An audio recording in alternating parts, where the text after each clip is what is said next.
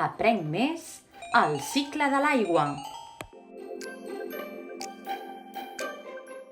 La Terra és el planeta on vivim. És el planeta blau, perquè 3/4 parts de la seva superfície són aigua.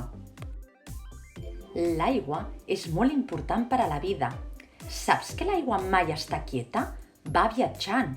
Aquest viatge és el que diem el cicle de l'aigua. L'aigua es mou per tot el planeta, a través dels mars, del cel i també de la terra. Tot això passa gràcies a l'energia del sol. Ara veurem les 5 fases del cicle de l'aigua. Comença amb l'evaporació de grans quantitats d'aigua. L'aigua líquida s'escalfa amb la calor del sol i es transforma en vapor d'aigua. La condensació és quan el vapor d'aigua es refreda i es transforma en gotetes d'aigua molt petites. Aquestes gotetes formen els núvols. S'uneixen formant gotes més grosses. Agafem el paraigües!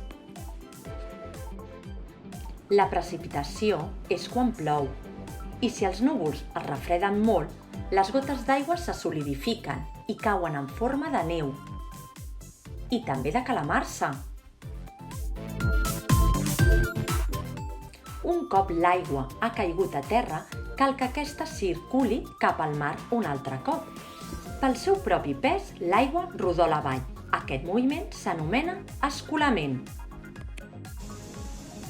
L'aigua va baixant des de les muntanyes cap al mar a través dels rius i de les rieres. Però no tota l'aigua rodola per sobre la terra. Part de l'aigua s'infiltra a través de la terra formant rius subterranis.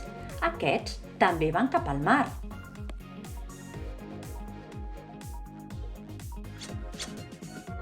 Preparats per veure-ho en dibuixos? El sol escalfa l'aigua. L'aigua s'evapora i es transforma en vapor d'aigua. El vapor d'aigua es condensa formant els núvols. Amb el vent, els núvols es mouen. L'aigua es precipita caient com a pluja, neu o calamarsa. I va rodolant cap al mar, pels rius i les rieres i també per les aigües subterrànies. Quan arriba al mar, torna a començar. No s'atura mai. Amics, amigues, hem treballat el cicle de l'aigua.